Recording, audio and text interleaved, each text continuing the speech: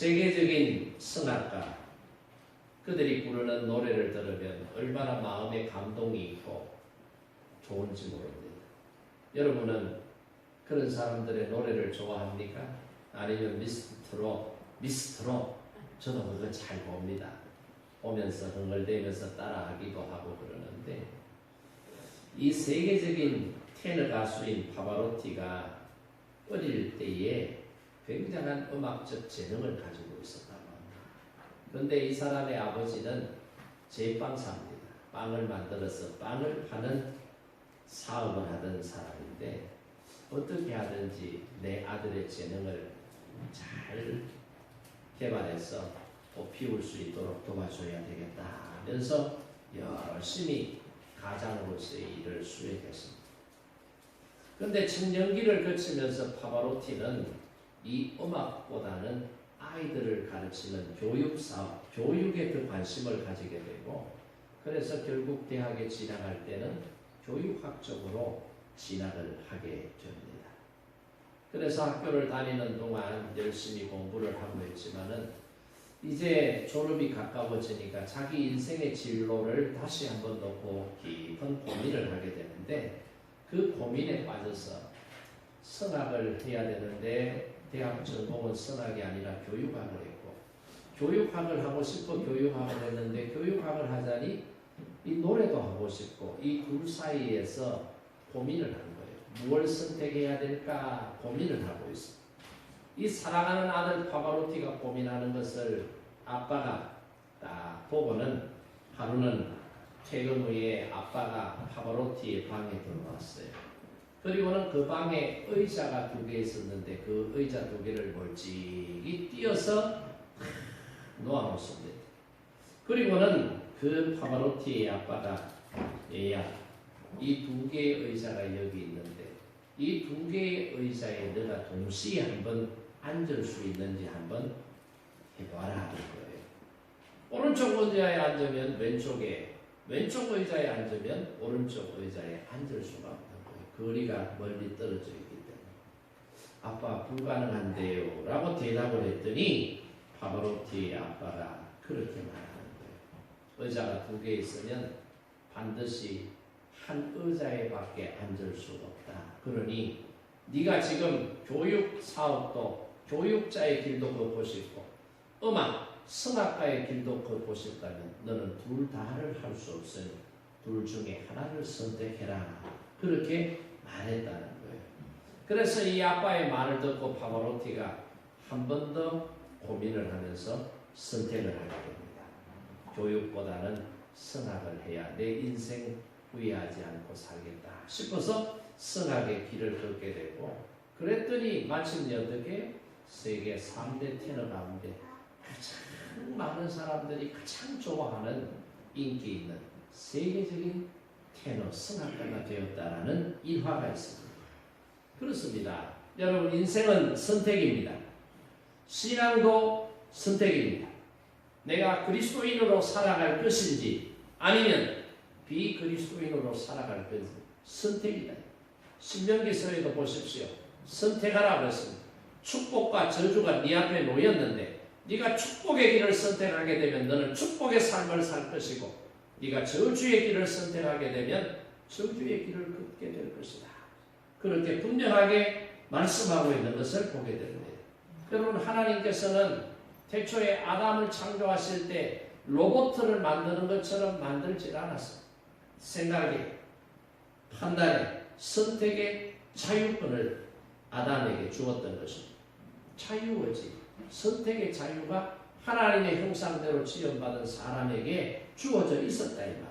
그렇기 때문에 모든 사람들은 선택을 하면서 살아갈 수밖에 없습니다. 우리의 운명도 결국 내가 무엇을 선택하느냐에 따라서 결정되게 된다고 하는 것을 알아야 됩니다.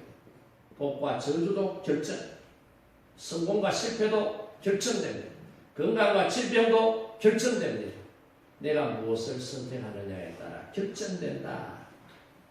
그래서 인생은 B와 D 사이의 C다라고 하는 말을 어떤 사람이 했어요. B가 뭐예요? birth, 출생이에요. D가 뭐예요? death, 죽음이에요. 그러니까 출생과 죽음 사이의 모든 인생들은 선택을 하면서 살아간다. C가 뭐예요? 초이스라고. 그러니까 이런 선택과 결정 속에서 어떤 결과가 반드시 나오게 되는데 그 결과에 대해서는 또한 내가 반드시 책임을 져야 된다. 그렇기 때문에 선택과 결과의 자유를 주었다고 하는 것은 동시에 책임도 주어져 있다라고 하는 사실을 우리가 알아야 돼요. 그래서 인생의 지혜는 수없이 내 앞에 산적해 있는 그런 선택의 결정의 갈림길에서 어떤 것을 선택하느냐, 바른 길을 선택하느냐, 잘못된 길을 선택하느냐, 여기에 따라서 결과가 달라진다. 자, 그렇다면 인간의 제한된 지식과 삶의 시간과 지혜를 가지고 내 앞에 있는 선택과 결정, 후회 없는 선택과 결정을 하려고 하면 어떻게 해야 될까요? 그것을 우리가 다 알면 바른 선택, 가장 이상적인 선택을 항상 할 수 있지만 그것을 우리가 다 알지를 못해요. 절대 알 수도 없습니다. 후회하지 않는 선택과 결정을 할 수도 없습니다. 그러니까 뭐해요? 제한된 시간 속에서 살아가는 인간의 제한된 경험이 인간의 시간이 너무 유한하기 때문에 그래서 우리는 뭐합니까? 공부를 하는 거예요. 그래서 직접적으로 경험을 다 하지 못하기 때문에 우리는 간접 경험을 합니다. 그게 뭐예요? 책을 읽는 거예요. 독서를 하는 거예요. 거기서 지혜를 얻고 거기서 지식을 얻는 거예요. 간접 경험이지만 직접 다 경험할 수 없기 때문에 이 간접 경험을 통해서 내가 무엇을 선택하고 결정해야 될지를 우리가 배우게 된다. 이 말입니다. 자, 그렇다면 이런 지혜를 책을 통해서 독서를 통해서 알 수 있다고 그랬는데 여러분 책 중에 가장 좋은 책이 뭐냐? 하나님의 말씀이 기록되어 있는 성경 말씀인 줄로 믿습니다. 이 성경 말씀 속에 하나님의 계획하시는 모든 내용들이 다 들어있습니다. 이 성경 말씀이 길이요 진리요 생명이기 때문에 길과 진리요 생명 대신 이 하나님의 말씀을 우리가 붙잡고 이 말씀을 통해서 지혜를 얻고 지식을 쌓고 선택하고 결정하게 되면 후회하지 않는 반드시 잘된 선택의 결과물을 우리가 얻게 된다고 하는 사실을 깨달아야 됩니다. 성경 말씀을 읽을 때 우리는 어떻게 해요? 나의 연약함을 깨닫게 되는 거예요. 욥 같은 사람도 보세요. 욥기서 1장에 보면 욥을 소개할 때 동방의 의인이다. 동방에서 큰 자다. 그렇게 소개를 하고 있거든요. 자기 자신도 그런 줄 알았어요. 근데 욥이 고난을 통해서 하나님 앞에서 발가벗겨진 자기 자신의 모습을 바라볼 때 내가 큰 자가 아니라 한없이 초라한 자였구나.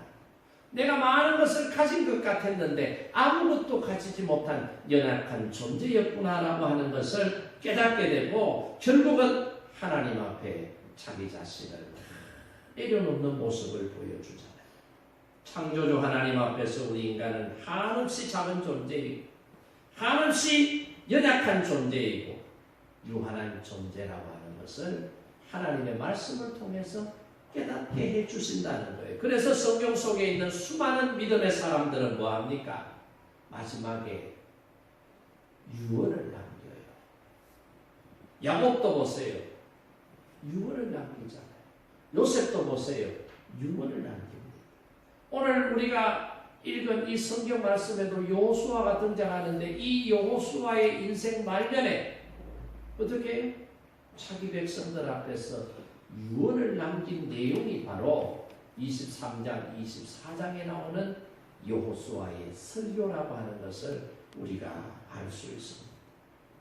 그러니까 이제 가나안 땅을 정복하고 가나안 땅을 12지파에게 분배를 마치고 난 이후에 여호수아가 내 생명이 얼마 남지 않았다는 것을 깨닫고 내 사랑하는 백성들 하나님께서 이 사랑하는 백성들을 여기까지 어떻게 인도해내셨는지 세월이 가고 세대가 바뀌면서 하나님을 알지 못하는 기억 속에 하나님의 역사하심이 가물가물할 때에 이 백성들이 하나님을 떠나 가나안 땅에 살고 있는 부족들을 다 몰아내지 못했기 때문에 그 부족들이 믿고 있었던 토착신들을 혼합 해서 신앙생활할 수 있는 그런 요소가 있다는 것을 여호수아가 미리 내다보고 그 백성들에게 너희들은 결정해라. 너희들은 선택해라. 너희들이 가난한 사람들의 가는 길을 따른다 할지라도 오늘 오직 나와 내 가족을 여호와를 섬기기로 결정하였노라. 할렐루야. 이 유언과 같은 설교를 하면서 지금 여호수아는 하나님만을 믿는 믿음의 사람, 믿음의 가문이 되겠다라고 선포하고 있는 것을 볼 수가 있습니다. 그래서 23장에는 보세요. 거기에 보면 여호수아가 너희 하나님 여호와가 너희를 인도하셨기 때문에 너희들은 하나님과 가까이 지내라, 친하게 지내라, 그 말씀이고, 오늘 24장 말씀에 보면은 뭐예요? 여호와만 믿겠다라고 하는, 하나님만 신뢰하고 하나님만 섬기겠다라고 하는 여호와 신앙을 결단하라라고 촉구하고 있는 내용이 나옵니다. 그러면 여호수아가 왜 이렇게 했을까? 무엇 때문에 이렇게 했을까? 그 이유가 있습니다. 이스라엘 백성들은 보세요. 하나님의 놀라운 은혜와 사랑을 덧입었어요.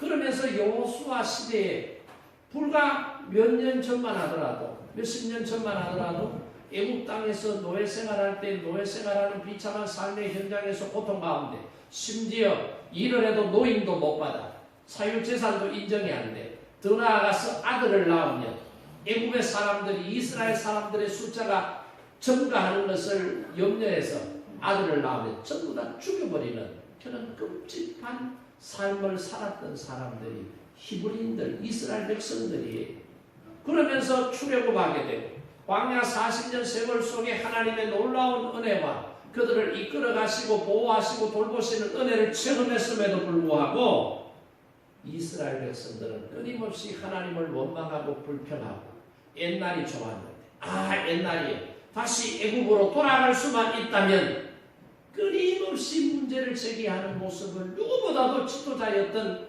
여호수아가 잘 알고 있었던 거예요. 그래서 가나안 땅에 들어가서 여차한 상황이 발생되면, 또는 너무 편안하게 잘 먹고 잘 살면은 여호와 신앙을 잃어버릴 가능성이 농후했기 때문에 지금 여호수아는 뭐래요? 24장에서 하나님만을 믿는 신앙을 결단하라고 촉구하고 있다, 이 말입니다. 여러분, 24장 말씀을 여러분이 잘 읽어보면 이상한 생각이 들지 않아요? 가나안 정복을 할 때 하나님께서 어떻게 해요? 요단강이 갈라지는 기적을, 여리고성이 무너지는 기적을, 아모리 족속과의 전쟁에서 태양이 아몰론 골짜기에 머무는 기적을 체험했잖아요. 승리의 은혜를 누리게 되었잖아요. 그런데도 오늘 말씀에 보면은 이스라엘 백성들은 전혀 하나님만을 신앙하고자 하는 그런 모습에 서 있지 못하고 있는, 오늘 본문 말씀을 다 읽을 수가 없어서 14절부터 25절까지 읽었는데 2절 말씀을 한번 보세요. 24장 2절 말씀 한 목소리로 한번 읽어봅니다. 여호수아가 모든 백성에게 이르되 이스라엘의 하나님 여호와께서 이같이 말씀하시기를, 애적에 너희의 조상들 곧 아브라함의 아버지 나홀의 아버지 데라가 강 저쪽에 거주하여 다른 신들을 섬겼으나, 이 말씀이 여기 왜 나오냐? 강 저편에 거하여 다른 신들을 섬겼던 아브라함과 그의 아버지 데라 이야기야. 그러면 강 저편은 뭐예요? 갈대아 우르를 얘기해요. 아브라함이 하나님의 부르심을 받고 갈대아 우르를 떠나기 전에 이 바벨론 지역에서 데라는 뭐 하면서 먹고 살았던 사람이, 우상을 만들어서 판매하며 거기에서 수입을 얻어서 먹고 살았던 사람이 아브라함의 아버지 데라의 가문이었다. 그리고 14절 15절 말씀해 보세요. 여호수아가 이스라엘 백성을 향해서 다시 결단을 촉구하며 이렇게 말합니다. 너희의 열조가 강저편과 애굽에서 섬기던 신들을 제하여 버리고 여호와만 섬기라. 만일 여호와를 섬기는 것이 너희에게 좋지 않게 보이거든 너희 열조가 강저편에서 섬기던 신이든지 혹 너희에 거하는 땅 아모리 사람의 신이든지 너희는 섬길 자를 오늘날 택하라. 당연히 여호와를 섬길 것이라고 예상하지만은 현실이 그렇지 않은 거예요. 현실이. 그래서 19절에서 여호수아를 이스라엘이 여호와를 섬기는데 실패할 것이다 라고 짐작을 하는 거예요. 예측을 하는 거예요. 여호수아가 백성에게 이르되 너희가 여호와를 능히 섬기지 못할 것은 그는 거룩하신 하나님이시요 질투하시는 하나님이시니. 23절에 가서 보세요. 이스라엘 백성이 이방신을 섬기고 있는 듯이 여호수아가 말해요. 23절 읽어드릴게요. 여호수아가 이르되 그러면 이제 너희 중에 있는 이방신들을 제하여 버리고 너희 마음을 이스라엘의 하나님 여호와께로 향하라. 그렇게 말씀하고 있거든요. 여러분 지금 여호수아가 어디에서 이 말씀을 지금 강론하고 있습니다. 유언 같은 설교를 하고 있습니다. 그 장소가 어디예요? 세겜이에요. 아마도 세겜에는 그리심산과 에발산이 있는 곳이잖아요. 아마 그리심산과 에발산, 축복의 산과 저주의 산 그 사이에 이스라엘 백성들을 지금 회집시켜 놓고 그곳에서 여호수아가 설교하고 있을 것 같아요. 여호수아 8장에 보면 이스라엘이 여리고성과 아이성에서 승리한 후에 어디에서 언약을 세워요? 세겜에서 언약을 세워요. 여호수아가 축복과 저주의 말씀을 선포할 때에 이스라엘 백성들은 뭐라고 화답을 합니까? 아멘 하며 그 말씀에 순종하기로 결단을 하고 약속을 하고 언약을 체결해놨습니다. 그리고 그 언약 체결을 어디에다가 새겨놨어요? 돌 위에다가 새겨놨다. 너희들뿐만 아니라 너희들의 자녀와 후손들이 이 세겜에서 하나님의 은혜 가운데 전쟁에서 이기고 하나님만 섬기기로 결단했다라고 하는 것을 기록으로 남겨놓고 그것을 볼 때마다 기억하고 여호와 신앙을 유지하도록 해야 된다. 그 마음으로 그렇게 해놨거든요. 그런데 오늘 다시 이 세겜에서 이스라엘 백성들이 모여서 우리에게 지금 생각나게 하는 8장의 이 사건이 아니라 34장, 35장에 나오는 세겜의 사건을 지금 또 올리게 해주고 있다. 여호수아 8장에는 언약을 지키겠다라고 하는 그 언약 체결이 기록이 되어 있는 장이고 창세기 34장, 35장에는 무슨 내용이 기록이 되어 있어?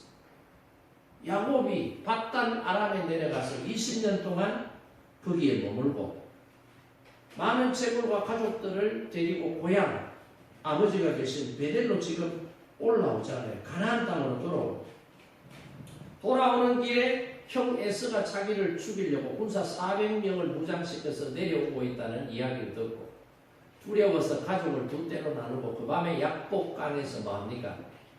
천사와 씨름했다. 기도했다. 그 말씀이 나오죠. 하나님의 은혜 가운데 야곱이라고 부르지 말고 너의 이름을 이스라엘로 개명하라. 이스라엘이 뭐예요? 하나님과 겨루어 이긴 자라는 뜻이에요. 기도해서 응답을 받았다라는 거예요. 그래서 하나님께서 자신을 죽이려 내려오던 에스의 마음을 돌이켜서 어떻게? 동생을 껴안고 눈물을 흘리며 고생 많았지. 왜 이제 오니? 빨리 오지. 왜 이랬어? 라면서 극적인 드라마틱한 화해가 거기에서 이루어지게 되잖아. 화해가 이루어지고 형 에스가 나하고 같이 올라가자고 그랬을 때 야곱이 뭐라 그래요? 형님 먼저 가십시오. 저는 아이들이 아직 어리고 짐승떼들이 많아서 형님 같이 가면 형님 속도가 늦어집니다. 차차 따라갈 테니까 먼저 가 계십시오. 라고 형과 그 군대를 보내고 난 다음에 자기는 올라가지 않고 다른 길로 가요. 그게 어디예요? 숲고 그 다음에 어디예요? 세겜이다. 세겜. 오늘 요 지금 여호수아가 설교하고 있는 요 장소 세겜이다. 이 세겜에서 어떤 사건이 일어나게 됩니까? 야곱에게는 12명의 아들과 1명의 딸이 있었는데 그 딸의 이름이 디나예요. 이 디나가 세겜성의 문화관광 갔다가 세겜성 주장에게 어떻게 해요? 강간을 당하게, 성폭행을 당하게 돼요. 이 사실을 오빠들이 알고 어떻게 해요? 이놈의 자식들, 내 동생을 이렇게 더럽히다니, 수치스럽게 하더니 다 죽여버려야 되겠다. 그래서 어떻게 해요? 야곱의 아들들 가운데 둘이 올라가서 그 세겜성 추장의 아들에게 제안을 합니다. 내 동생을 갖고 싶으면, 결혼하고 싶으면 너희들도 우리 가족들이 하는 것처럼 할례를 받아야 된다. 동질성이 있어야 된다. 그러면 혼인을 추진해서 합법적인 부부가 되도록 허락해 주겠다. 그러니까 세겜성에 살고 있는 남자들이 전부 다 할례를 받게. 할례를 받으면 적어도 일주일에서 열흘 동안 굉장히 고통스러워요. 움직이지도 잘 못해요. 여자분들은 몰라요. 남자만 알아요. 그러니까 그 틈을 이용해서 어떻게 해요? 올라가서 싹쓸이 해버리는. 그러니까 그 주변에 있는 다른 부족들이 부족 연맹체 중에 하나인 세겜 족속이 그렇게 당했다는 소식을 듣고는 어떻게 해요? 야곱의 가족들을 전멸시켜버리겠다. 그러니까 야곱이 그걸 미리 예측을 하고 불안에 떨게 되잖아요. 그래서 어디로 올라가요? 베델로 올라간다. 여러분, 이런 어려움들을 당하자 야곱이 왜 이런 어려움이 우리 집안에 생겼느냐 한번 생각해 보게 되는 거예요. 왜 이런 우환이 우리 집에 생겼느냐 생각을 해보게 되는 거예요. 그랬더니 야곱이 첫째로 깨달은 게 뭐냐? 내가 20년 전에 루스 하나님을 만나고 난 다음에 벳엘이라고 이름을 바꾸었는데 거기에서 내가 하나님 앞에 약속하고 서원했던 게 있다. 그게 뭐예요? 내가 이 길을 갔다가 이 길을 무사히 되돌아오게 해주시면 하나님을 나의 하나님으로 섬기겠습니다. 내가 베고자 한 이 돌로 하여금 여호와의 성전이 되도록 하겠습니다. 내 소득의 10분의 1, 11조를 드리겠습니다. 이 세 가지 약속을 하며 서원을 하게 되는 거예요. 그런데 자기가 20년 세월 정리하고 고향으로 올라오는데 이 베델로 오지 않고 지금 숲곳을 지나 어디로요? 세겜으로 간 거예요. 세겜에 머물러 있다가 내가 하나님 앞에 서원한 약속을 지키지 않아서 이런 불행한 일이 닥쳤구나. 이걸 먼저 깨닫고 두 번째는 뭐예요? 자식들이 세겜의 문화에 물들어서 이미 어떻게 해요? 하나님을 섬기던 신앙에서 이방신을 섬기는 신앙과 혼합주의가 돼버렸다 이 말이에요. 짧은 시간이지만은 이 세계 문화에 동화가 돼버린 거예요. 그래서 야곱은 보세요. 뭐라 그래요? 너희들이 이방신들을 버리고 다시 베델로 올라가자. 그렇게 제안을 하거든요. 창세기 35장 2절 말씀 읽어드릴게요. 야곱이 이에 자기 집 사람과 자기와 함께한 모든 자에게 이르되 너희 중에 이방 신상을 버리고 자신을 정결케 하고 의복을 바꾸라. 우리가 일어나 베델로 올라가자. 요 말씀 속에서 이미 세겜에 머물러 있는 동안 야곱의 자녀들이 세겜화되었다. 이방화되어져 있는 신앙의 모습을 우리가 찾을 수가 있는 거예요. 이렇게 아버지인 야곱이 자식들에게 자기 집안의 가솔들 종들에게 말을 하니까 자녀들이 아버지의 이 말에 반응을 보입니다. 그게 35장 4절에 나오는데 뭐라고 반응하느냐? 그들이 자기 손에 있는 모든 이방 신상과 자기 귀에 있는 고리를 야곱에게 주는지라. 야곱이 그것들을 세겜 근처 상수리 나무 아래 묻고 그렇게 기록이 되어 있습니다. 여러분 한번 생각을 해보세요. 믿음의 조상인 야곱과 그의 가정이 어떻게 이렇게 쉽게 이방 문화에 우상 숭배하는데 빠져들 수 있었느냐? 가나안 전복 전쟁에서 하나님께서 여호수아와 이스라엘 백성들에게 보여주신 놀라운 그 은혜와 사랑, 능력을 그들이 직접 체험했음에도 불구하고 이스라엘 백성들은 그 짧은 시간 안에 어떻게 해서 그 하나님의 사랑과 은혜와 능력을 놓아버렸느냐. 그래서 오늘 여호수아는 본문 말씀에서 이스라엘 백성들이 여호와 신앙에 철저하지 못하다라고 하는 것을 알고 다시 신앙으로 되돌아와야 된다라고 하는 것을 재차 강조하고 있다. 그 이유가 뭐예요? 첫째는 세상과 죄의 무서움 때문이다. 세상과 죄가 얼마나 무서운지 우리가 알아야 되는데 교회 나와서 신앙생활하는 그리스도인들이 세상과 죄가 얼마나 무서운지를 잊고 산다. 여러분 세상 죄는 어떤 모습으로든지 우리 안으로 들어오려고 발부둥을 치고 있습니다. 마치 우리가 숨을 쉬지 않으면 공기를 들이마시지 않으면 우리가 살 수 없는데 우리가 들이마시는 공기가 다 저 북극이나 남극에 있는 아마존에서 생성되는 공기처럼 청정한 공기냐? 아니다. 우리 동네는 아진제지도 있고 교회 옆 도로에는 하루에 20만 대 이상의 차들이 다니고 있고 또 강 쪽으로는 축사들이 7개나 있고 오염된 공기들을 들이마시면서 우리가 살아가고 있다. 이 말. 여러분 몇 주 전만 하더라도 지난주만 하더라도 냄새 많이 났죠? 여기 빨래를 널거나 하얀색 승용차를 여기 3, 4일 쎄 놓으면 아침에 이슬이 소복히 내리면 그 분진들이 물방울에 맺혀서 또르르 굴러가지고 덩어리가 되면 쎄 까맣게 하얀 차들 위에 또글또글또글하게 막 새겨져. 그만큼 오염되어 있다. 우리가 오염된 공기를 마시고 있음에도 그것을 못 느끼는 것처럼 세상의 문화와 죄라고 하는 것이 믿음의 경각심을 놓쳐버리게 되면 전혀 느끼지 못한다. 그러나 느끼지 못한다고 해서 이게 문제가 없는 게 아니에요. 시간이 지나고 누적이 되면 결국은 어떻게 해요? 문제가 생긴다는 것을 알아야 돼요.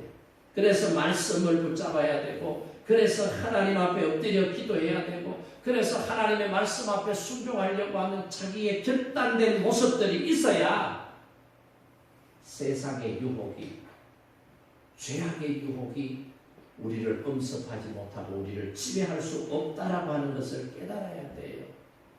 야곱의 자녀들도 이스라엘 백성들도 그냥 세상에 대한 경계심, 죄에 대한 경계심을 놓쳐버리니까 이런 결과가 생겨나게 되었다. 죄에 물들게 되고 세상에 물들게 되었다라고 하는 것을 알아야 돼요. 여러분 우리는 보세요. 우리 아이들한테 주의사항을 전달할 때 보세요.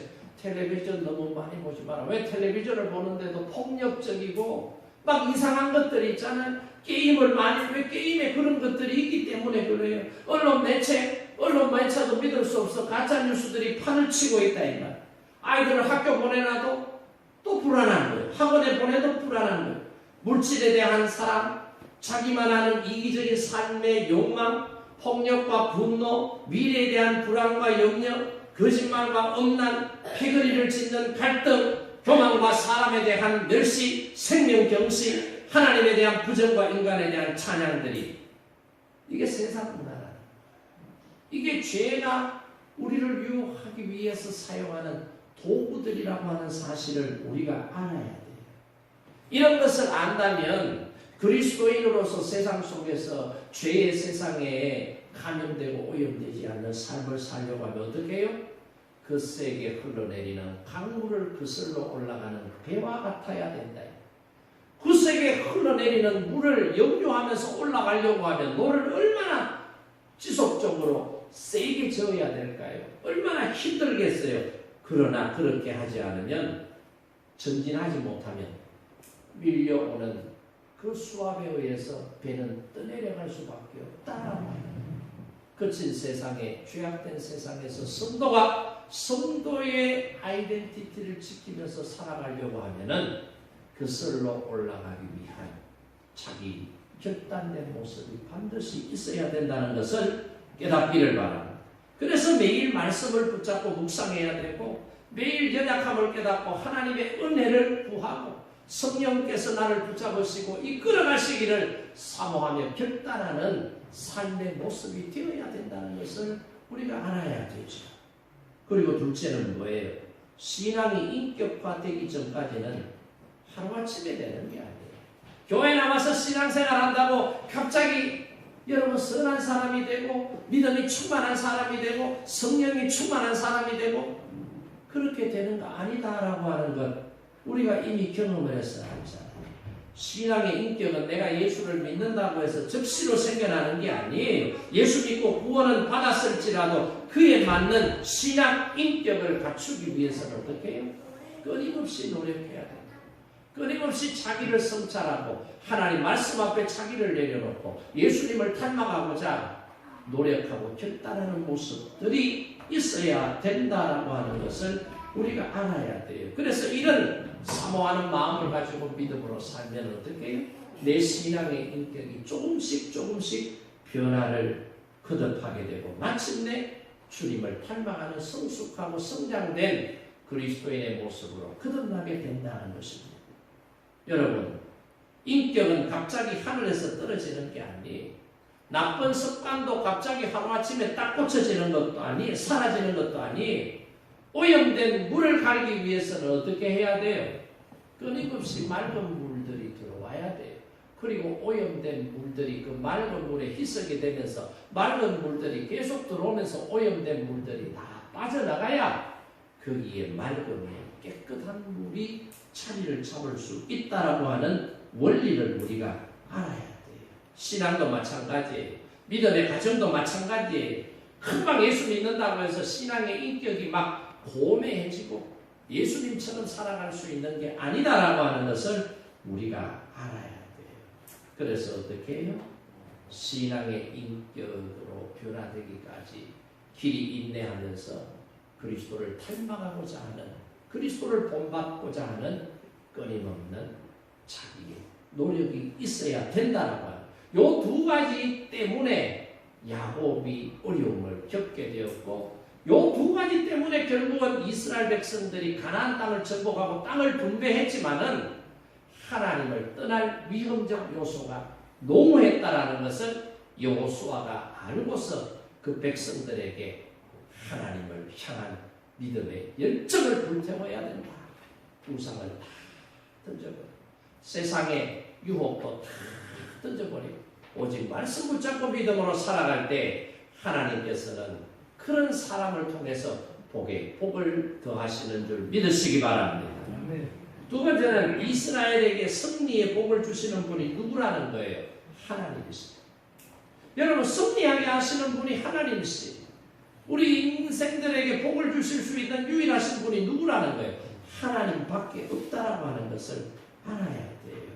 그 이유가 12절 13절에 나옵니다. 오늘 본문은 아니지만 12절 14절 한번 읽어봅니다. 12절 13절 시작. 내가 왕벌을 너희 앞에 보내어 그 아모리 족속의 두 왕을 너희 앞에서 쫓아내게 하였나니 너희의 칼이나 너희의 팔로서 이같이 한 것이 아니며 내가 또 너희가 수고하지 아니한 땅과 너희가 건설하지 아니한 성읍들을 너희에게 주었더니 너희가 그 가운데에 거주하면 너희는 또 너희가 심지 아니한 포도원과 감람문의 열매를 먹는다 하셨느니라. 아멘. 여러분, 이스라엘 백성들이 아모리 족속을 물리치고 그 땅을 정복하고 그 땅의 주인이 될 수 있었던 게 누구라는 거예요? 너희들이 칼을 휘두르고 활을 잘 쏘아서 적군을 넘어뜨리고 무찔러서 그 땅을 정복하고 그 땅의 주인이 된 게 아니다. 뭐예요? 12절에 내가 왕벌을 너희 앞에 보내어 그 아모리 족속의 두 왕을 너희 앞에서 쫓아내게 하였나니 너희의 칼이나 너희의 활로서 이같이 한 것이 아니며. 이 뭐예요? 결국 전쟁에서 승리한 것은 너희들이 용감하게 너희들이 잘 싸워서 이긴 게 아니라 하나님께서 이기게 해주셨다. 할렐루야. 하나님께서 승리하게 해주셨다. 하나님께서 왕벌을 보내어 아모리 왕들 두 왕을 몰아내었다. 여기서 말하는 왕벌이 히브리 단어로 지르아라고 합니다. 지르아. 지르아라는 단어의 뜻이 뭐냐? 몹시 괴롭다. 그러니까 나병 환자 그럴 때 나병하고 같은 어원을 사용하는 게 왕벌이에요. 그러니까 그만큼 고통스럽고 고칠 수 없는 한계라는 것을 이야기합니다. 정복할 수 없는 한계. 정복하려고는 엄청난 희생과 고통이 따라야 돼. 그래도 안 돼. 근데 하나님께서 승리하게 해주시니까 이기게 되더라. 이 말씀이에요. 그러니까 여러분, 우리가 살아가면서 승리하는 삶을 살려고 하면 내가 잘나서 내가 준비를 잘해서 내가 잘 싸워서 승리하는 게 아니라 하나님께서 승리의 은혜와 복을 주셔야 된다. 할렐루야. 내가 잘 살고 싶어요. 성공하고 싶어요. 잘 살고 성공하는 것도 내가 노력하고 선택해야 되지만 그 위에 하나님의 은혜가 임하지 않으면 안 된다라고 하는 것을 분명하게 하나님께서 여호수아를 통하여 이스라엘 백성들에게 깨닫게 해주라. 이걸 지금 선포하고 있는 거예요. 우리의 모습이 그렇습니다. 하나님께서 승리를 주셨는데 마치 내가 잘 싸워서 내가 잘 준비해서 내가 잘나서 내 능력이 뛰어나서 승리했다 라고 하는 자기 착각에 빠질 때가 많습니다. 여러분 한번 보십시오. 여러분 주변에 똑같이 노력하고 똑같이 투자하고 그럼에도 불구하고 똑같이 노력하고 똑같이 투자했는데 어떤 사람은 성공하는 사람이 있고 어떤 사람은 실패하는 사람이 있어요. 그런 사람도 있잖아요. 학교에 가면 똑같이 열심히 공부하는데 어떤 애들은 성적이 기대 이상으로 잘 나오는 애들이 있고 기대 이하로 떨어지는 애들이 있어요. 취업의 문제도 보세요. 어떤 애는 취업에 성공하고 어떤 애는 취업에 실패하고. 근데 엄격하게 따져보면 성공한 애보다 실패한 애가 어떤 때는 더 뛰어난 면모들을 가지고 있는 경우들이 또 있다. 건강도 보세요. 펄펄한 사람들이 갑자기 퍽 하고 쓰러지니까 중환자실.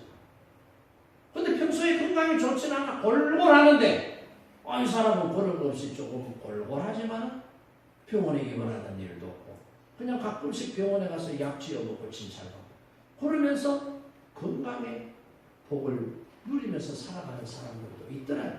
이게 우리가 알고 있는 것처럼 우리의 상식처럼 우리의 경험처럼 되지 않더라. 왜 그런지 아세요?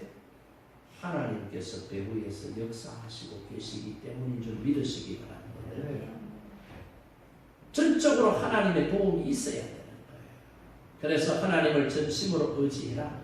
하나님을 전심으로 신뢰하고 의지하는 사람에게는 하나님께서 승리의 은혜와 복을 주신다. 승리의 은혜뿐만 아니라 13절에 보세요. 내가 또 너희의 수고하지 아니한 땅과 너희가 건축지 아니한 성읍을 너희에게 주었더니 너희가 그 가운데 거하면 너희가 또 자기의 심지 아니한 포도원과 감나무의 과실을 먹는다. 그렇게 말씀하고 계시죠. 땅과 성읍과 그 과실이 모두 누구로부터 우리에게 주어진다는 거예요? 하나님으로부터 우리에게 주어지는 것이다. 그러니까 오늘 본문이 아니지만 2절에서 13절 사이에 보면은 내가 여호와 하나님이라고 하는 단어가 여러분 몇 번 나오는지 알아요? 2절에서 13절 사이 14번이 나옵니다. 14번. 내가 여호와 하나님이라고 하는 단어가 반복적으로 나와요. 14번이나. 내가 이끌어내었고 내가 주었고 내가 인도했고 내가 싸워 승리하게 했다.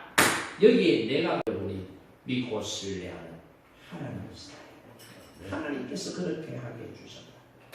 그러니까 여러분 신앙이 성장하고 성숙해진다는 것은 내 삶의 주어가 바뀌는 거다.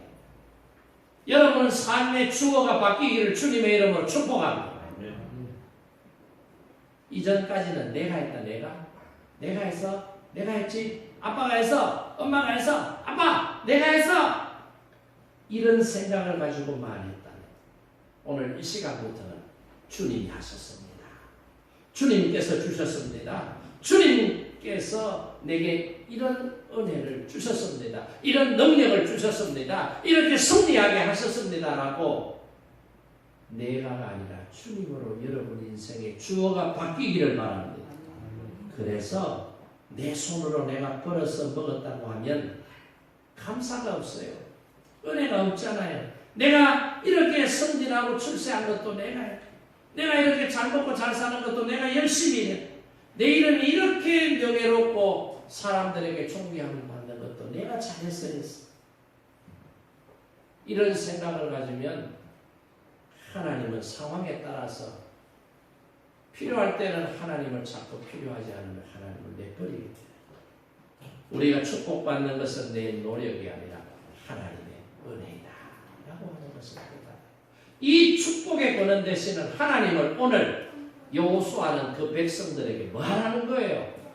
믿음으로 섬기기를 선택하라, 결단하라라고 강조하고 있는 거예요. 그래서 보세요. 여호수아는 이걸 너무나도 잘 알고 있었기 때문에 그 백성들에게 뭐 하라는 거예요? 오직 나와 내 집은 여호와만 섬기겠노라. 너희들은 어떻게 할 것이니? 라고 질문을 던지는 거예요. 그랬더니 이스라엘 백성들도 여호수아처럼 똑같이 대답합니다. 16절 보세요. 16절 한 목소리를 읽어봅니다. 백성이 대답하여 이르되 우리가 결단코 여호와를 버리고 다른 신들을 섬기기를 하지 아니하오리니. 16절에 보니까 여호수아가 오직 나와 내 집은 여호와만을 섬기기로 결단했다 그러니까 그 설교를 듣는 여호수아를 따르는 백성들이 나도 그러겠습니다. 나도 그렇게 하겠습니다라고 지금 탁 하는. 근데 여호수아는 이 이스라엘 백성들의 마음이 손바닥 뒤집듯이 막 뒤집힌다는. 예? 어떤 사람은 그러는데 밥상 들고 가면서도 마음이 12번 바뀌냐. 사람들의 마음이 그렇게 잘 바뀌는 거예요. 그러니까 여호수아가 이번에는 이렇게 말한 사람들이 좀 더 마음이 헷갈리거나 바뀌지 않고 정확해지도록 하기 위해서 여호수아가 심리전을 이용합니다. 심리학을 이용해서 자존심을 건드려버려요. 뭐라고? 여호와 하나님은 거룩하시며 질투하시는 하나님이시다. 때문에 너희는 능히 섬기지 못할 것이다. 너희들은 못 섬긴다 이놈들아. 너희들이 지금까지 하면서 한 꼬라지를 봐. 너희들이 한 짓을 보면 너희들이 여기 이 자리에서는 하나님만을 섬기겠다고 말하지만 또 바깥에 나가면 너희들 안 할 거잖아. 또 상황이 힘들고 어려우면 또 안 할 거잖아. 내가 그거 알고 있어. 헛소리 하지 마. 라고 지금 심리전을 이용하면서 그 사람들, 이스라엘 백성들의 자존심을 빡 끌고. 여러분도 그렇잖아요. 엄마 이제 공부 열심히 할게. 열심히 해서 엄마 내 기쁘게 해줄게. 네, 이제 공부 열심히 할게. 에레이 자식아, 네가 그 말 한두 번 해. 지난달에도 그 말 해. 3일 전에도 그 말 해. 3일도 못 지니까 왜 또 약속을 떼차라. 아니다 엄마. 이번에는 진짜다. 하나하나 한 봐라. 만약 미안하면 엄마 내 용돈 깎아라. 용돈 깎아도 내 잔소리 안 할게. 엄마 진짜다. 딱 요 작전이에요. 요 작전. 그러니까 이스라엘 백성들이 하나님만을 섬기겠다. 21절에 보세요. 21절 한 목소리 읽어봅니다. 백성이 여호수아에게 말하되 아니니이다. 우리가 여호와를 섬기겠나이다 하는지라. 자존심 떨궈버리니까 한 번 더 목에 핏대시 하고 아닙니다. 우리 이제 하나님을 섬길 겁니다. 막 깡담으로 지금 하나님만을 다 섬기겠다는 거죠. 그러니까 여호수아가 재차 확인을 합니다. 22절 뒤에 보세요. 22절 후반절에 보세요. 제가 읽어드릴게요. 22절 후반절에 백성이 여호수아에게 우리가 증인이 되었나이다. 우리가 증인이 되었나이다.